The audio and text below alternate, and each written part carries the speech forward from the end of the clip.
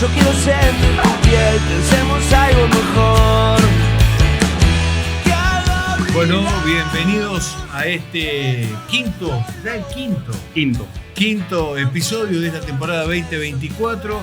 Y antes de presentar a nuestro invitado, quiero darle las gracias a todos los que nos acompañaron durante los últimos videos, transformándonos en el medio de streaming de Mendoza con más visualizaciones.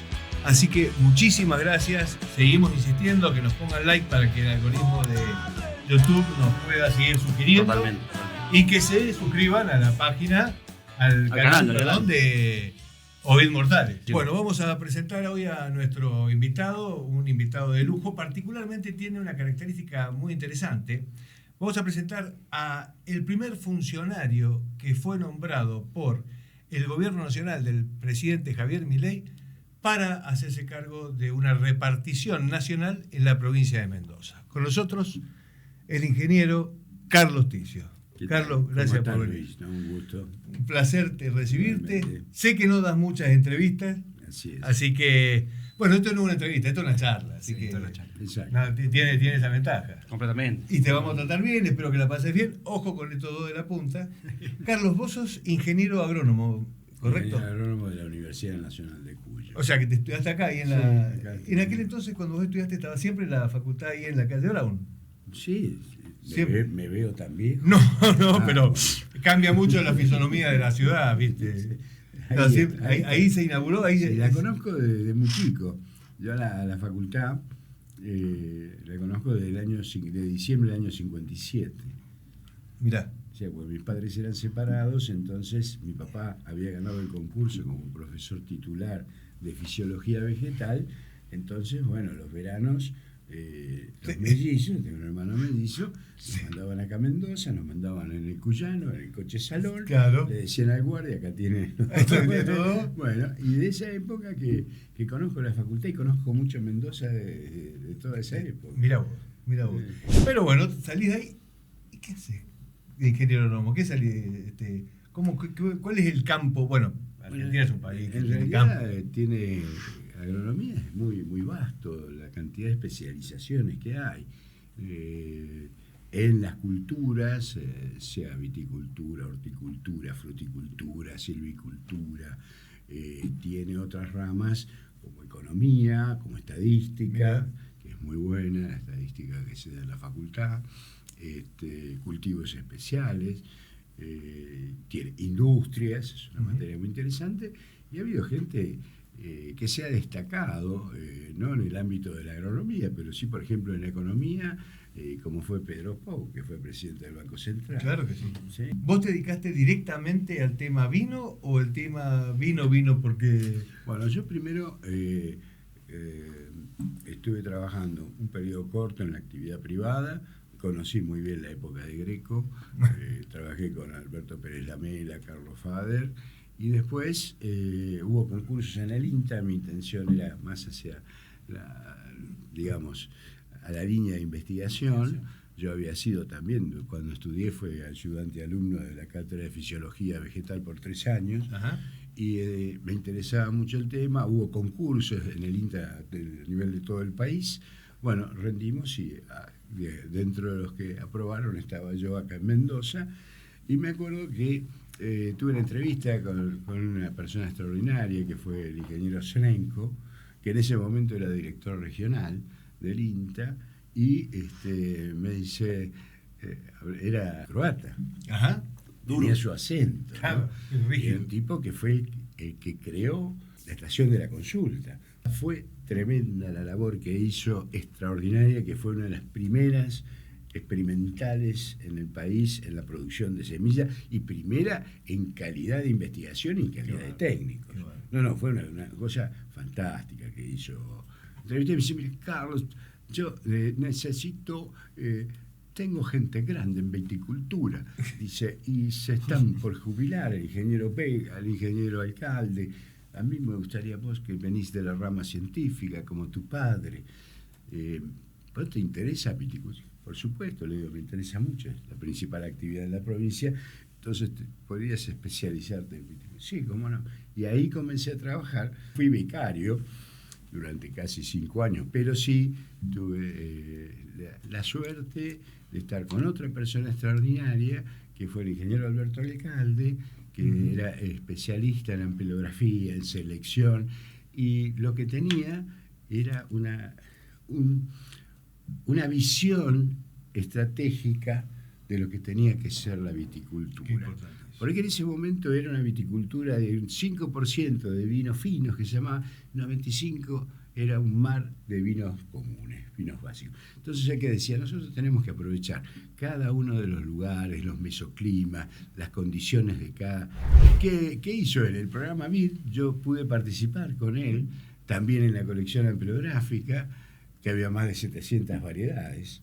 Por eso te digo todo, había 2 claros por variedad para hacer los vinos, para analizar qué es lo que salía de cada variedad. Pero vuelvo al tema de la visión, que era decir, bueno, tenemos una hipótesis acá que podemos dejar las cosas como están, o a cada provincia qué tipo de variedades, qué tipo de cultivo, qué tipo de industria pasa, uva de mesa en el norte, qué tipos de vinos también en el sur, qué tipo de vino en San Juan.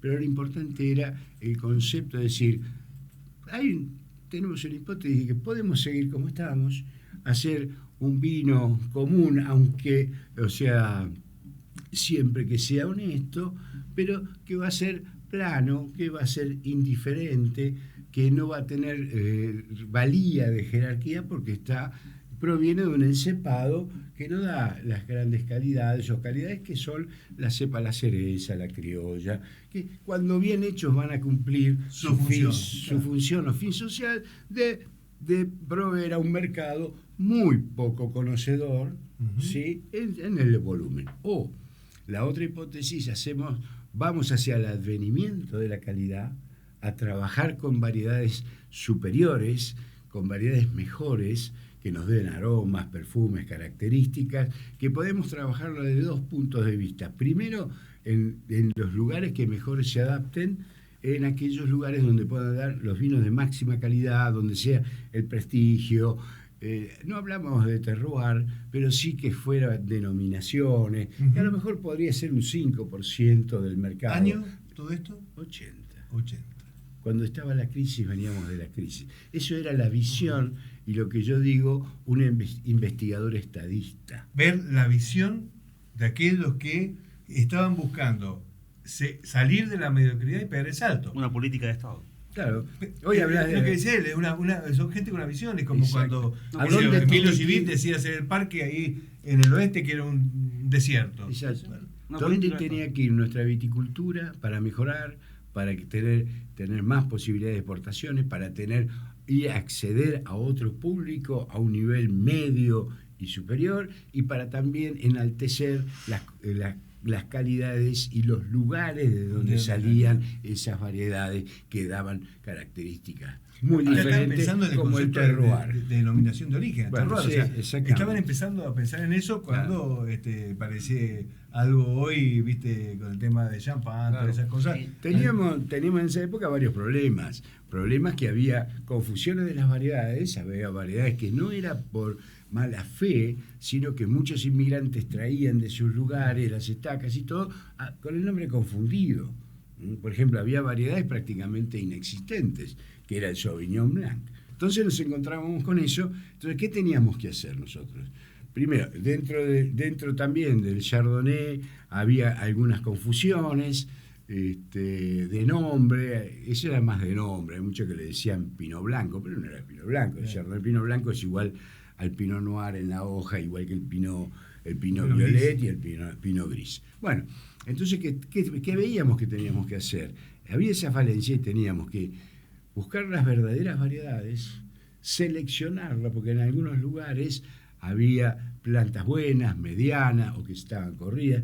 Entonces, ¿qué hicimos? Selección masal visual, agarrar una pequeña población, ponerle unas 5, 6, 10 hectáreas, e ir seleccionando en determinados momentos cuáles son las mejores plantas que no tienen síntomas visuales de virus, sobre todo, que tienen bien armado el racimo, que tienen buen cuaje, que se ven sanas. Bueno, entonces esas marcarlas. Y eso se marca durante 3, 4, 5 años, se van revisando, algunas se eliminan, por ahí encontrás otra que se agrega, ¿viste? Se le van dando como un semáforo. Yo creo que es una consulta, sobre todo porque mucho de la gente que nos ve es de la provincia y gente afuera de la provincia. Usted ocupa un cargo nacional. ¿Cuál es el rol del INB en la industria vitivinícola? ¿Por qué es necesario el INB? Bueno, el INB cumple una de las funciones sustantivas del Estado, que es la salud pública. Fundamental, sustantiva. ¿Y cómo lo hace? A través del control. ¿De qué? De la genuinidad de los vinos y el control de la aptitud para el consumo. En esas pocas palabras te dice la importancia que tiene el control, que sean genuinos los vinos y que los puedas tomar, ¿sí? Y que en su composición sea la composición natural, que no vaya a hacer ningún daño a la población.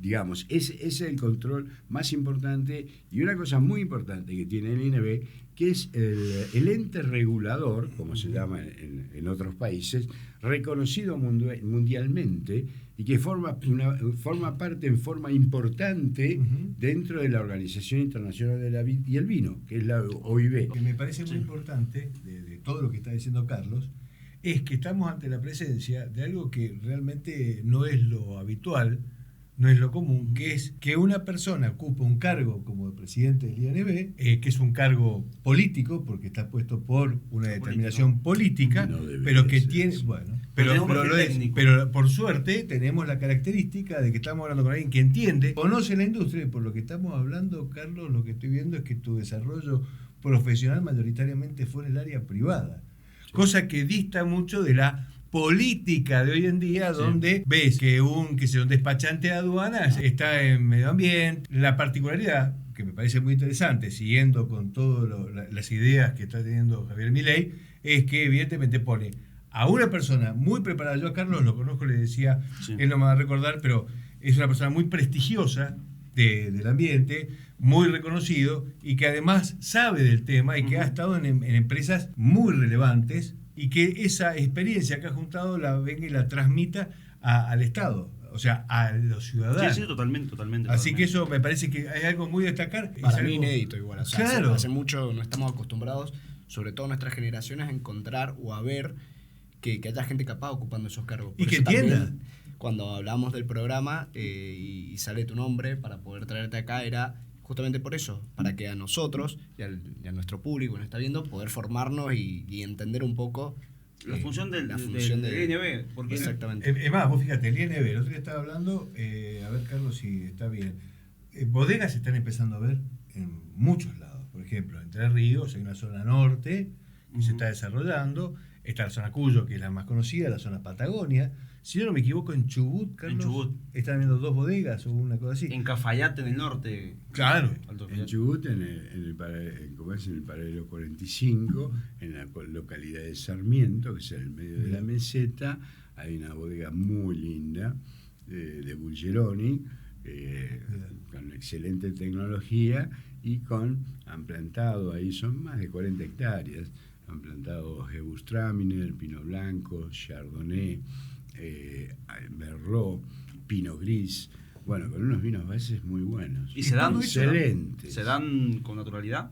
Total. Yo la pregunta- excelente. Bien. Hay una cantidad de lugares fantásticos que tiene.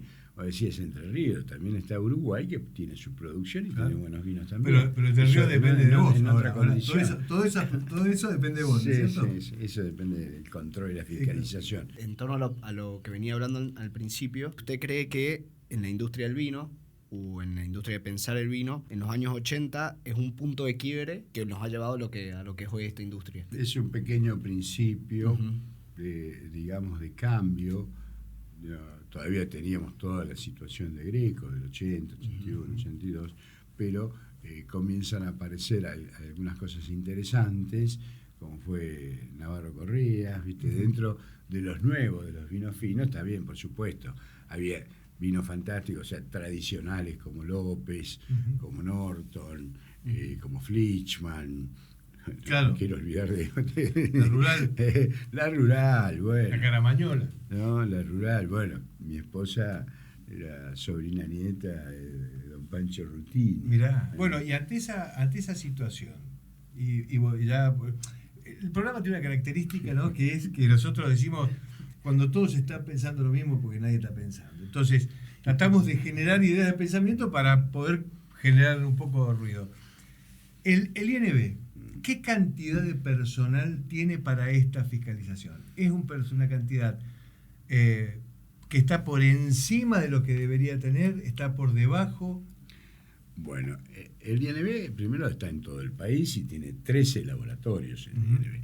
El INB no solamente controla alcoholes, sino vinos, sino alcoholes, perdón, sí, por la ley de alcoholes. O sea, tiene una industria muy importante enorme en el norte, Mirá. en Córdoba, en Tucumán, en Córdoba sobre todo en base a maíz y En Tucumán en base a En caña de el azúcar. todos los alcoholes. Sí. Ah, bien, pensé que era Alcoholes solamente los de- derivados del vino. Etanol y metanol. Bien. Y también la producción de metanol, que prácticamente es de YPF, donde se controla mucho, porque justamente es uno de los alcoholes que puede tener contaminación cruzada y Sí, puede sí. producir la muerte. Estamos alrededor de 500 personas en todo el país, con 13 laboratorios. Vos pensá lo que es tener gente en el laboratorio, pero depende del tamaño de la delegación, la cantidad de trabajo, pero bueno, pensar en 5 laboratoristas con el director, Por lo menos. con el jefe o la jefa. Y después tenés la parte administrativa, que tenés que controlar los movimientos de alcoholes, de vinos, los traslados, los envasamientos. Todo eso también tenés que tener los inspectores, que también son los que controlan. O sea, que es un número en la lógico. bodega. Es más que lógico. Ujú. Yo mi primera gestión fue en la gestión de Macri, que Sí. fue también presidente del INB. Bueno, en ese momento nosotros también hicimos un esfuerzo de reducir el número. Yo tenía eran alrededor de 740 agentes y redujimos alrededor de un 24-25%, quedamos con 560. Pero había una cuestión muy importante en esto. Hay una tendencia que es cierta, que es clara, que hay que reducir el Estado, que en muchos lugares está realmente Sí, sobredimensionado. sobreempleado, ¿no es cierto?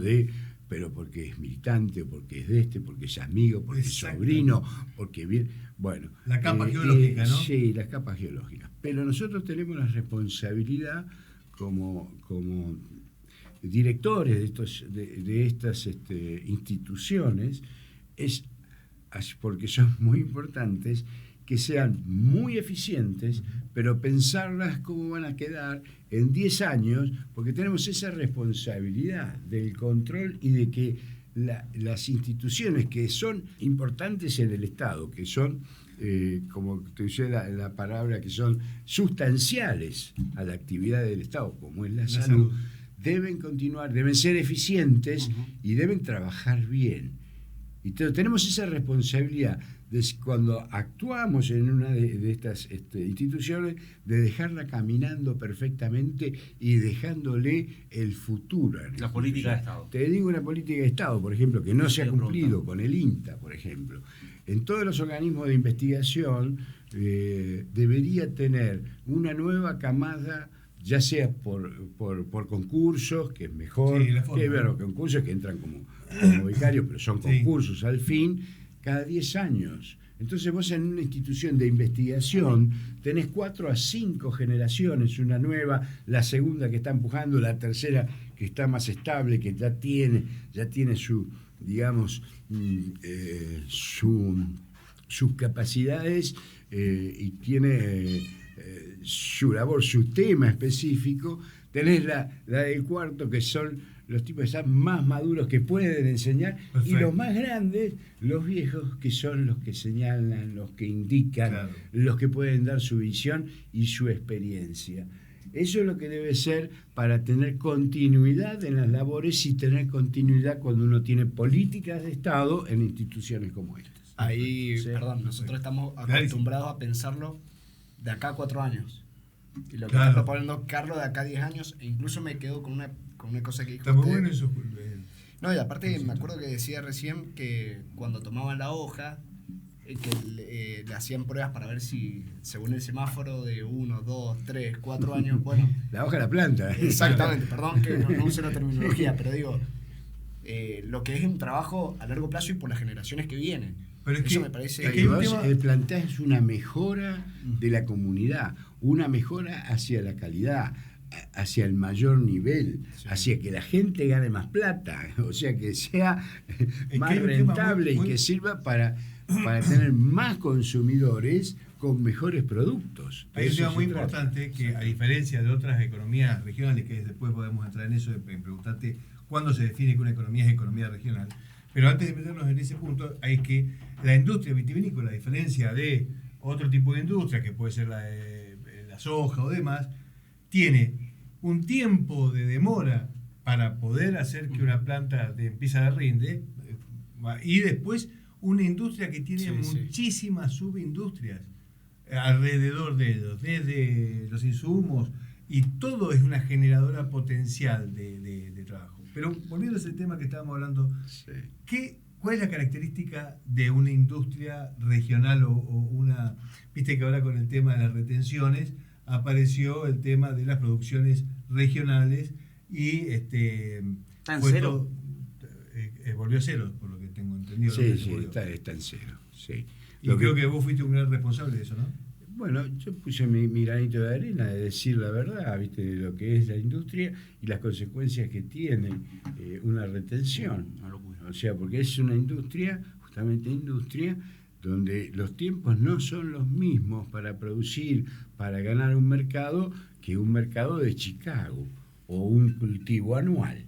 ¿Sí? Que van por la cantidad, quién tiene más, menos, bueno, esto va a tener valor, cuánto Un produce, commodity.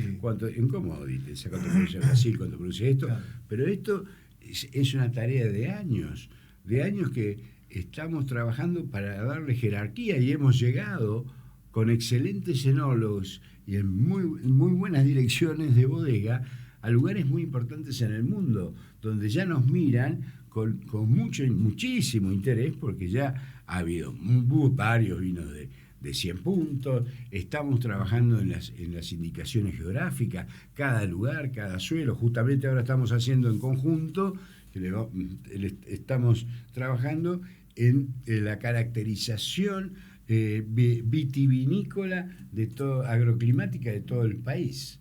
Y que eso, de todo el país, viticultura. Lo van a hacer en los demás cultivos, pero ¿qué nos va a dar? Más jerarquía, conocimiento. Sí, totalmente. Tenemos lugares desde Jujuy, de viñedo a 2.900 metros, hasta en Ushuaia. Hoy en Ushuaia, al lado del hotel, hay una plantación chiquita. Tenemos la cantidad de distintos mesoclimas, de distintas exposiciones, de distintos valles, de distintos suelos, que hacen que podamos tener no una masa uniforme, sino una característica. Sí, de cada denominación de lugar, origen diferente. Un terroir. Yo prefiero las IG, que las denominaciones de origen, te hace la indicación geográfica, es otra dimensión que las denominaciones de origen tienen mucha reglamentación. Sí. Y yo, cuando vienen los franceses, sí, nosotros los aplaudo, les digo que sigan con eso, que es extraordinario, porque están, como dicen los ingleses o los americanos, handcuffed. Ojalá que sigan en esa reglamentación y no salgan de eso.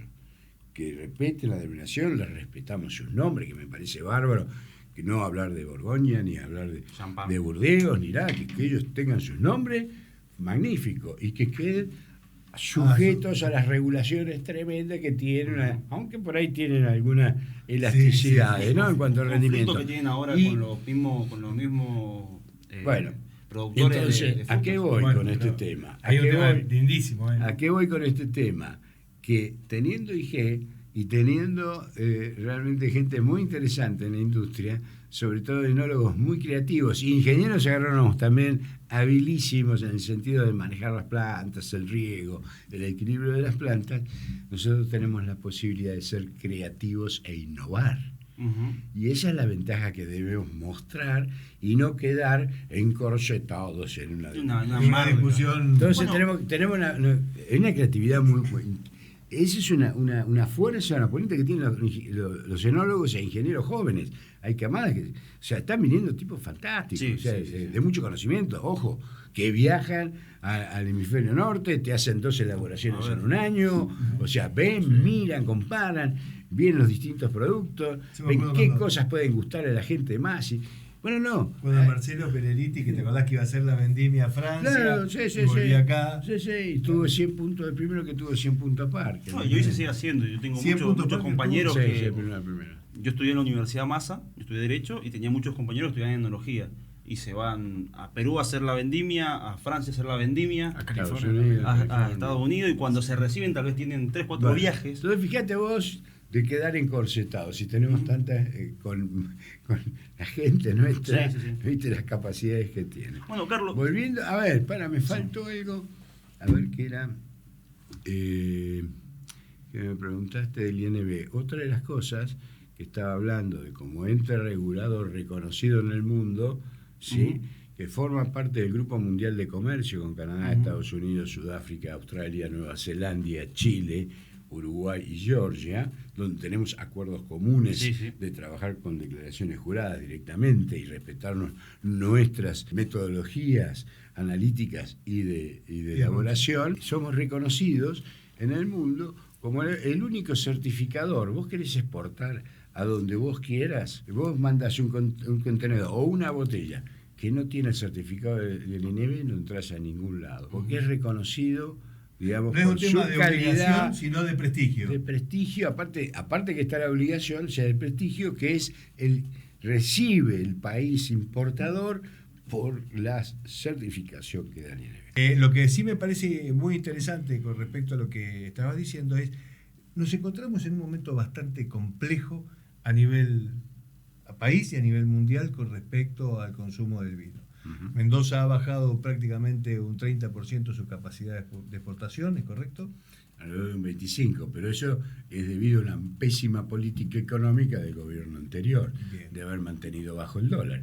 Entonces, Claro. había inflación acá, tenías inflación de insumos, de todo, y el precio del dólar era el mismo. Entonces vos exportabas, venías acá y te liquidaban al dólar sí, viejito, una al estafa. de 2 mangos. Un robo Entonces, legal. mucha gente perdió porque no podía ni siquiera, no llegaba a cubrir los costos. Y ya para cómo pérdida. ese entonces también Algunos tenía- sí siguieron con mucho esfuerzo tratando de mantener los clientes. Pero está- Cuando trabajas en exportación, vos tenés un importador, tenés un distribuidor que pone vendedores, que hace propaganda, hace una cierta capilaridad en el mercado. Es muy difícil volver a ocupar el lugar y volver a ganar la confianza. porque es mercado, es Entonces confianza. no es algo, bueno, sí, ya mañana salgo otra vez, papá. Se fue de la góndola y te lo ocupó otro. una pregunta para hacerte sobre acá al futuro. ¿Cómo se encuentra la industria vitivinícola si seguimos la línea del gobierno de Milei, de una apertura de las importaciones, ¿estamos en capacidad de competir con vinos extranjeros en Argentina?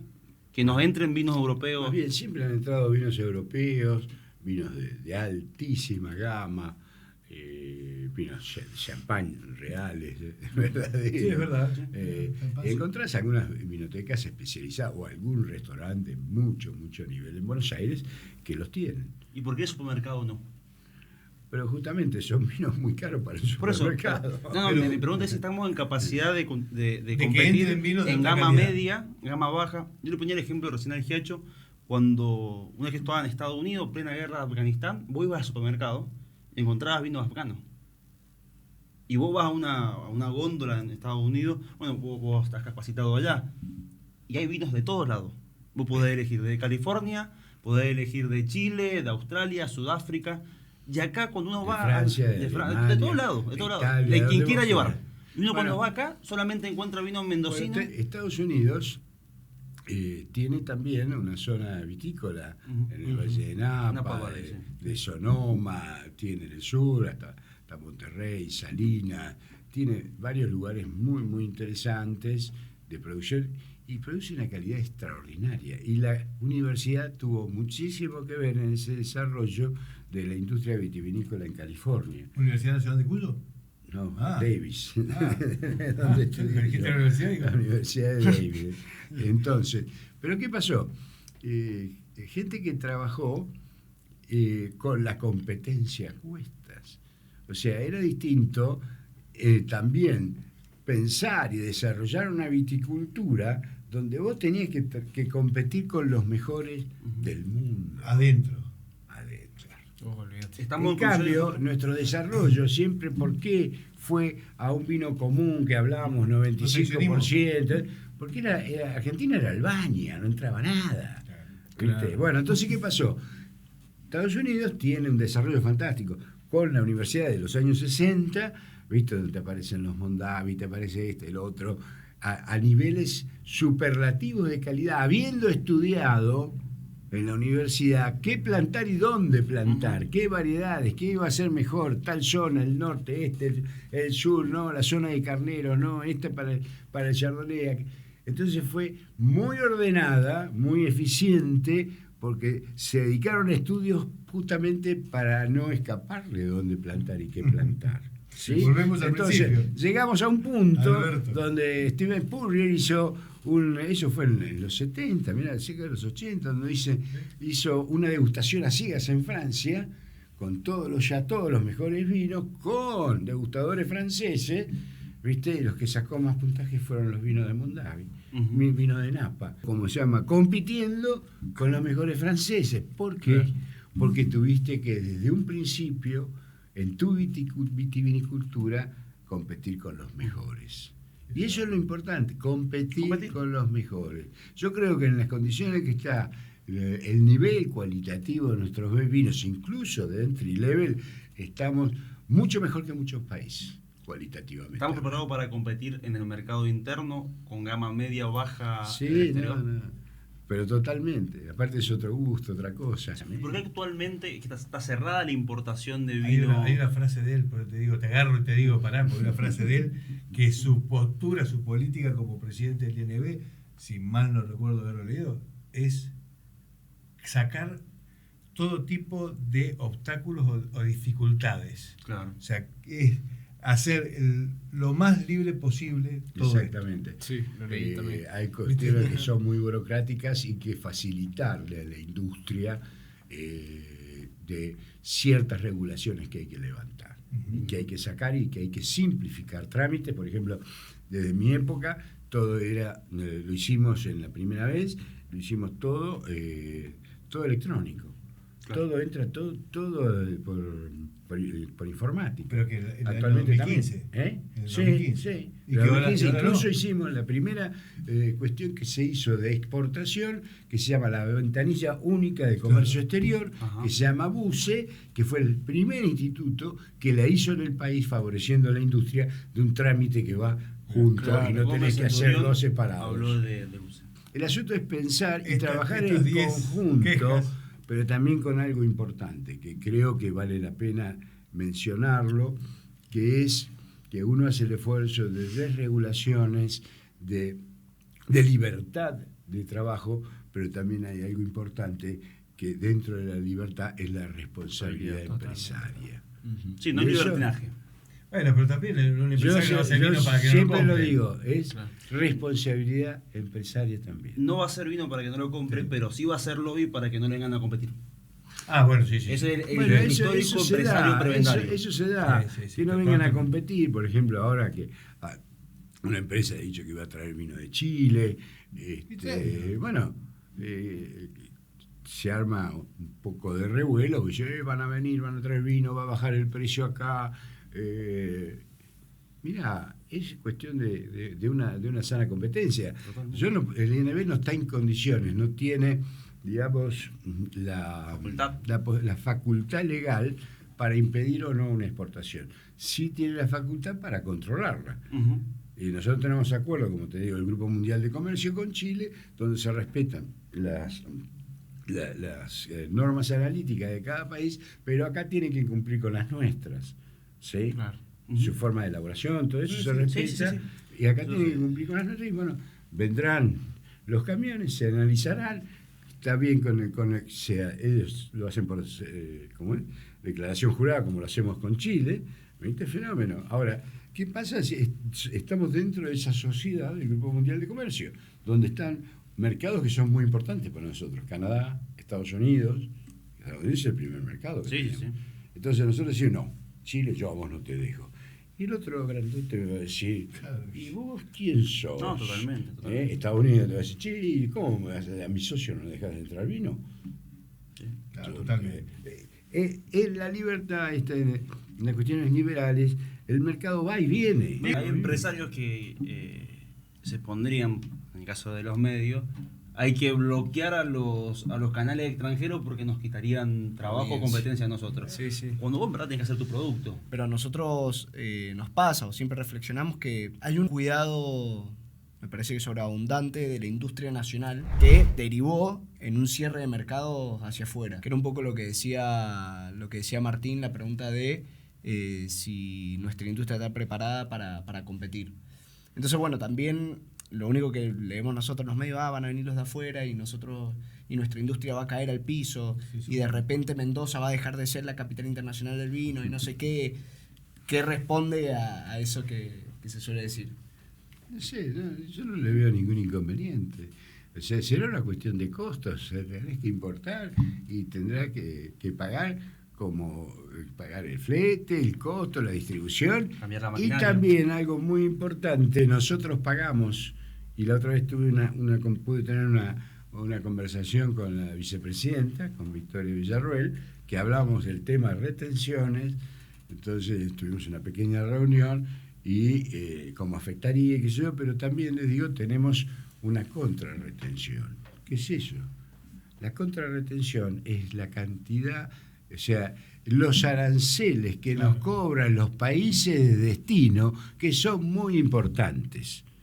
Y ahí no tenemos, como tiene Chile, acuerdos bilaterales de libre comercio. Exacto. Entonces es muy importante trabajar en este tema. Le digo, nosotros hemos hecho en el INB un trabajo de todos los países con todas las retenciones, y las retenciones de acuerdo a grado alcohólico, a volumen, que varían en el mismo país, todo completo. Yo ya se lo había dado ese trabajo para que llegue a Mondino a través de Correa Llanos. Claro. ¿Sí? Entonces le dije, bueno, está este trabajo, ¿me lo podés mandar mañana? ¿Lo puedo tener el lunes? Lo vas a tener, le digo. Le mandé ese trabajo, por supuesto, con copia a la canciller, también al secretario, que ya se lo había enviado al ingeniero Vilella, ¿viste? Como una parte de los trabajos de los 30 días que hicimos como objetivos, ¿viste? Que nos propusimos, y tenemos que ver que hay que trabajarlos. Y eso también no es cuestión de un día. Claro, eso se trabaja con Cancillería, se trabaja una política exterior de largo alcance. ¿Viste? Más, Chile creo que es el país con más tratado de libre comercio en el mundo. Sí. Carlos, es cierto, hay unas versiones o unos comentarios de que nosotros estamos generando exportaciones de vinos propios hacia el mundo, mayoritariamente de calidad media para arriba. Pero hay todo un segmento que dicen que lo ha ganado muy fuertemente Chile. Pequeños productores. Es una calidad de vino tal vez de media para abajo. ¿Eso es correcto? No lo conozco. Lo que sí sé que hay entry level, que son los vinos básicos, digamos, de precio, de base del segmento, que por supuesto nosotros lo hemos perdido. Hemos hablado del dólar a ese precio, lo primero que perdés es eso, porque es lo de menos precio, ¿viste? ¿Cuánto ganás centavos de dólar? O no ganás nada. Pero sí nosotros tenemos la capacidad de tener mucho mejor calidad en ese segmento base que y ahí sí somos competitivos. Ahora, muy bien podemos estar. Y ahora, en este momento, con este nuevo dólar, con estas nuevas condiciones, hay que ir a ganar el mercado. Hay que salir, está bien, pero está en condiciones no solamente competir en los niveles medios bajos, de mejor calidad. Te aseguro que igualmente vamos a tener excelente calidad, y además vas a tener precios que sean por lo menos que esto requiere una condición también. Esto nosotros necesitamos una condición de estabilidad macro. Claro. El país necesita estabilizarse.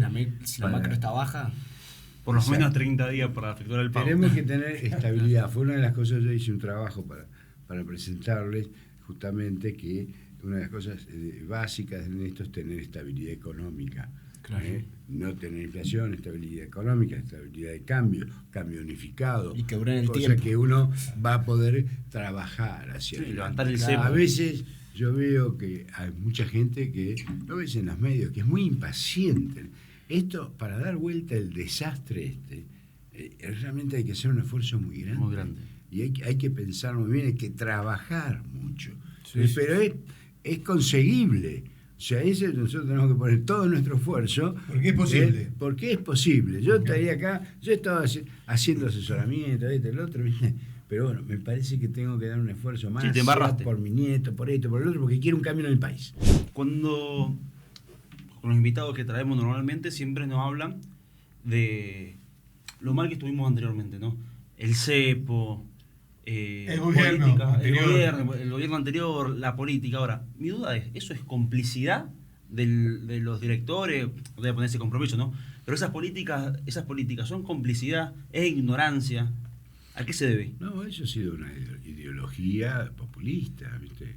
Que tiende a tirar todo para abajo. Pero ¿en qué se benefician ellos teniendo el Hay dólar que- barato? realmente, Para mí, si uno lo piensa así de buena fe, es una ideología que tiende a mejorar a los estamentos más de la base de la sociedad. O sea, es algo que bien pensado sería altruista, ¿viste? Pero Ejecutado. claro. Es un desastre total. Eso que es lo mismo que generador decía, de pobreza sí, absoluto. el comunismo, todos iguales, pero tenías todos los jerarcas que era de Rusia, esto y el otro, pobre tipo, ¿viste? Bueno, sí, Y la igual, ¿qué solución- pasó cuando vino el glasnost? ¿Viste? Todos eran empresarios. En la rebelión de la granja entonces, dicen los vos cerdos andan decís- en dos patas. Vos me decís, yo lo entiendo así, ¿viste? No puede ser que uno quiera destruir un país, una cosa así, no debe estar en el espíritu de nadie eso. Bueno, O sea, supuestamente. son distintas ideologías que piensan que pueden llegar a mejorar la sociedad por distintos caminos. Bien. ¿Viste? Yo creo que es otro el camino, Bien. pero... Nosotros tratamos de manejarlo solamente evaluando la Sí, realidad. yo creo que es otro el A mí camino. las palabras que te dicen que bonito Sí, que yo, actos, se factos. ve, claro, veamos cosas reales. Hay un tema que no nos hemos metido, Carlos, que sí lo tocamos al principio. El tema de la producción. ¿Cuánto es en la producción la cosecha mecánica que está viendo? O sea, ¿te está llevando una transformación?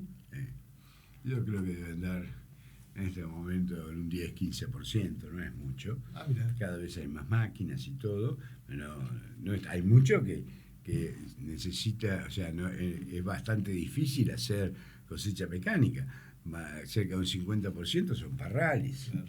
Claro. Y primero hay un prototipo que se está 50% trabajando. de acá de Mendoza en particular. Sí. Y para meter la máquina vos tenés que... Pero Tenés pensé que ser- era mucho menos la cantidad de Tenés parrales. que poner espaldero, tenés que sacar el parral, poner tiene que ser espaldero. especialmente diseñado para la- eso. la distancia. Aunque las máquinas son cada vez más buenas, pues en los viejos viñedos, tipo viñedos de 80 años, de Vistalba y todo, que están a 1,80 m, entran perfectamente y te cosechan perfectamente las máquinas. O sea, incluso cualitativamente cada vez están mejor. Porque te despalillan, te sacan la hojita, Sí, sí. te dejan, te clasifican la uva, que vos decís, yo puedo hacer un vino de media y alta gama con la cosechadora mecánica, sin Totalmente, problema. claro. Y te trabajan 20 horas, ¿viste? Y trabajas de noche con menos temperatura, una cantidad de ventajas para después la elaboración.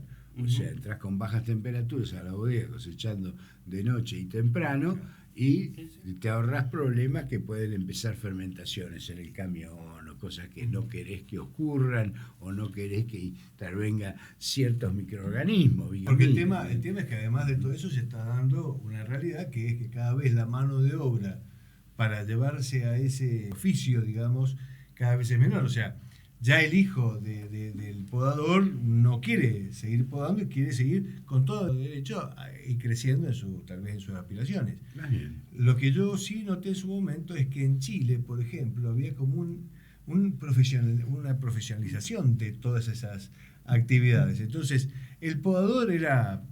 Porque podar no es ordeñar No, o sea, tenés que vengo de podarla familia vitivinícola. tenés que podarla correctamente, sacar la hoja, pero no hay un oficio y un perfeccionamiento que... Yo creo que tenemos muy buen personal en los viñedos, tenemos muy buen nivel.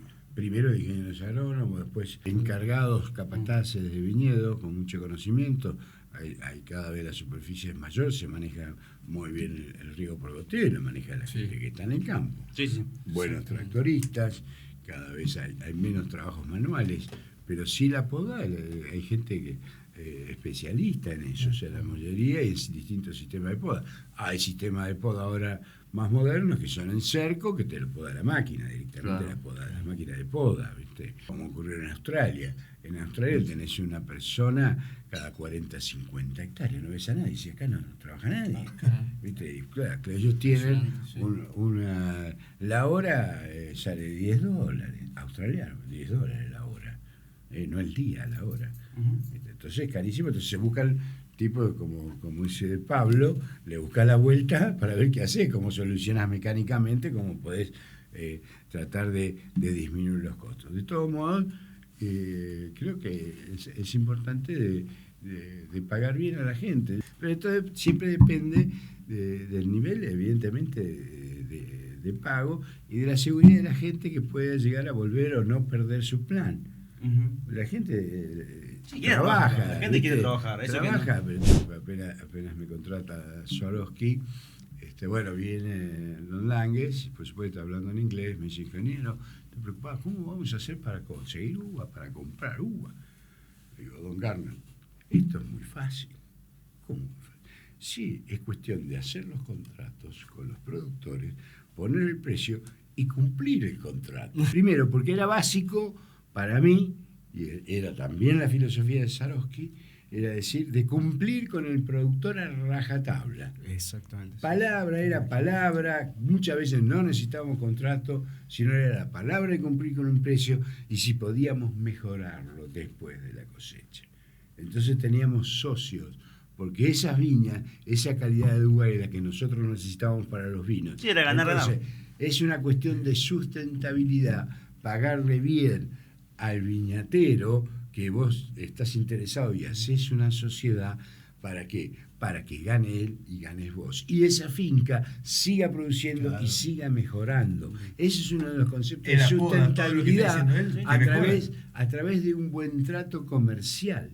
El tema champán, que veo que está Mendoza creciendo fuertemente, toda la bodega está sacando muchas etiquetas, muchas calidades. Va a haber una especie de dominación de origen. El INB va a apoyar todo esto para poder generar más exportaciones y demás. Todo lo que sea en beneficio, desde IG de reconocimiento, por supuesto. ¿A qué voy con esto? Hay nuevas generaciones, hay nuevos gustos. La música cambia, la ropa cambia, aparecen los tatuajes, aparece esto, los celulares. Hay que pensar, aunque seamos grandes, en que hay nuevas generaciones, hay nuevos gustos, y eso es lo que tenemos que captar. Y es muy importante, los jóvenes en la enología y los jóvenes en el marketing, en esto, en conocer los mercados, porque son ellos los que hablan el mismo lenguaje. ¿Cómo han cambiado? Una de las cosas del cambio que tuvimos y que la industria fue una de las industrias en el país que más lo aprovechó, volviendo a los 80, a los 90, fue la época de desregulación de caballo y la del 1 por 1, ¿no es cierto? La convertibilidad. De la convertibilidad. Bueno, fue impresionante cómo se equipó la industria. Claro. Aprovechó eso. Y ahí fue uno de los grandes cambios que perduran todavía. Y las máquinas son todavía de esa época, en muchas bodegas. En muchas bodegas, pero fue fantástico la reacción empresaria. Ahí tenés el empuje del empresario mendocino. ¿Viste cómo aprovechó esa y se equipó? También vinieron, que es bueno decirlo, también vinieron asesores internacionales que después compraron acá. Sí. ¿Viste? Hubo una época, pero sí en la época de Menem, en eso la industria lo aprovechó.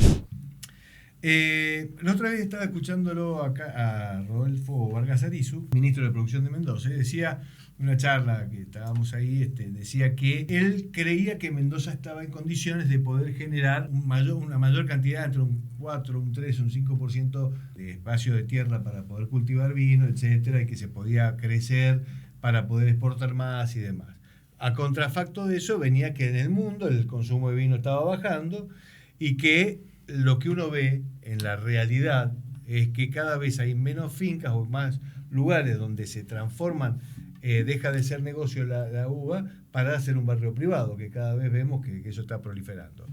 ¿Cuál es tu visión si realmente hay un potencial de crecimiento o si Mendoza ya, porque el vino, por ejemplo, la participación en las exportaciones es muy baja, el vino no tiene una participación que llegue al 1% del nivel de exportación en la Argentina. El 2%, pero... No, en la Argentina. En Argentina las exportaciones son el 25%. De los 70.000 millones, 700 millones son de vino. Son el 25% de la producción se exporta. No, ya sé, pero digo, en la participación de lo que exporta Argentina. Exporta En el mundo Argentina total. 70.000 millones de dólares. Exportaciones, Claro. bueno, podría ser mucho más. Eso no entonces, tengo duda que va a ser mucho más. ¿Vos lo ves que es viable o vos crees que se debe también ir a una matriz productiva? Sobre todo hablo por el tema... Hay que analizar qué se está consumiendo menos. Por ejemplo, una cuestión que te da la estadística, la última estadística, viste que hay una reducción en el volumen de exportación, fue un 25%, pero en valor fue un 16%. ¿Qué pasa ahí? O sea, hay que ver a dónde uno tiene que apuntar, ¿viste? A qué segmento del mercado, porque en todo el mundo, desde hace muchos años, más de 20, 30 años, se gasta menos en vinos de menor calidad, o en vinos básicos o entre pero se gasta más en vinos de mayor calidad. ¿Sí? Entonces nosotros estamos en condiciones de ir a esos productos medios y altos. Es más, si vos ves el valor medio de la caja de 9 litros, de 12 botellas, de Chile y nuestro, es mayor al nuestro. El nuestro debe estar cerca de los $38 la caja. Promedio. De Chile debe estar en las 29.30. Digo, oficial al valor de hoy. Sí, el dólar que sea, ¿viste? El dólar de transacción. El promedio está en eso, o sea, es mayor. Y tenemos esa posibilidad, como hablamos, de las indicaciones geográficas, de las novedades. El vino es novedad, en todos lados la gente busca los nuevos lugares, los porqué, las tradiciones, digamos que buscan una reafirmación de por qué se da determinada característica. Creo que tenemos la posibilidad no de inundar el vino, de inundar a otros países con menores calidades o de menores precios. Nosotros tenemos que propender a los de mayor precio. Totalmente. En el mercado de los que se están consumiendo o se van a seguir consumiendo más. Porque lo que yo veo, ¿sabes qué? No es que se viene todo... Sí, pero es en los vinos... Pero lo que yo veo es que la matriz productiva del vino ya llevó más de 100 años y nos ha dado muchísimo servicio y creo que se puede crecer un poco más. Pero si Mendoza debería buscar apoyarse también en otra matriz productiva que tal vez sea... luego, cuando minería, petróleo. Más bien, petróleo, minería, gas. Hay otras alternativas dentro de la misma agricultura también. La olivícola. Olivícola, que es importante, tiene algún drawback en el sentido de áreas que tenés más granizo, ¿viste? Pero sí hay ejemplos muy buenos, muy cerca de acá, en San Juan, en el Acequión para arriba, 25 kilómetros para arriba en la Ruta 40, y tenés fincas que se plantaron en un año 1.000 hectáreas, claro, y que hoy tienen una de las fábricas más modernas de Sudamérica, y se cosecha todo a máquina. Claro. Y se poda a máquina, son alta o superintensiva, alta densidad o superintensivo, con 1.600 plantas por hectárea, con una calidad de aceite, con las variedades que se usa, que se exporta todo a Estados Unidos. Claro. A un muy buen precio.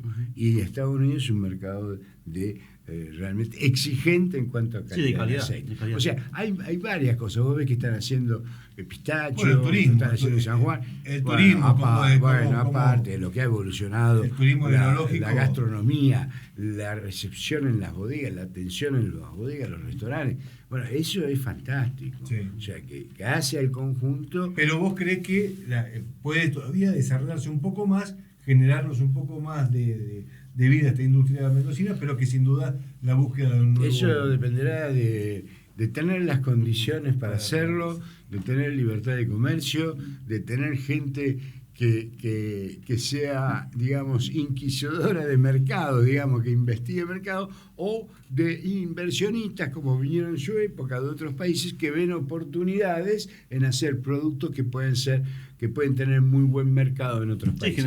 Hay que estar abierto a eso. Totalmente. Hay restricciones como las de agua en la zona de Valleduco, hay ciertas restricciones, pero hay tecnología como para poder hacerlo. Y será justamente una decisión y un riesgo del empresario que tenga que hacer y tomar decisiones. La verdad es que estaba el ingeniero Kotlik, la falleció, que él hacía su análisis de que las napas tienen muchísima capacidad de agua, que el problema es la salinidad, y que en ese entonces hoy, desalinizar el agua era muy caro. Hoy probablemente o en un tiempo eso se pueda conseguir. Entonces, Tenés Dubái tiene todo el sistema de agua con desalinización. Claro, o sea, evidentemente eso es algo que puede generarle a toda la industria. Es necesario acá con mejorar las eficiencias de agua. Una eficiencia de los ríos, de los canales, y la eficiencia en finca que llega en total a un 30-35%.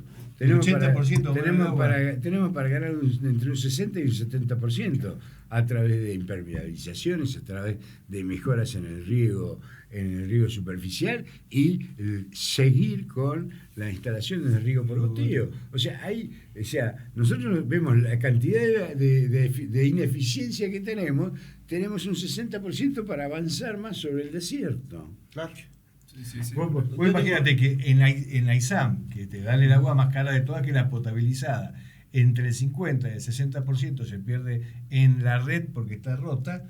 Imagínate en lugares de esta naturaleza. Sí, bueno, vos vas con la última. La última. Seri, algo antes que hablar porque te va a decir. No, yo ya estoy. Vos seguís comiendo nomás. Sí, obvio. Yo siempre trato de cerrar con una pregunta más filosófica para que quede para el programa. Para que parezca más. Claro, así me levanto un poco el perfil, porque como no puedo con la facha delante del chacho, tengo que irme con la cabeza. Claro. No, pensaba, no muchos tienen, siendo funcionario público y técnico, segundas oportunidades. En este caso tenés tu segundo mandato, estando al frente del INB.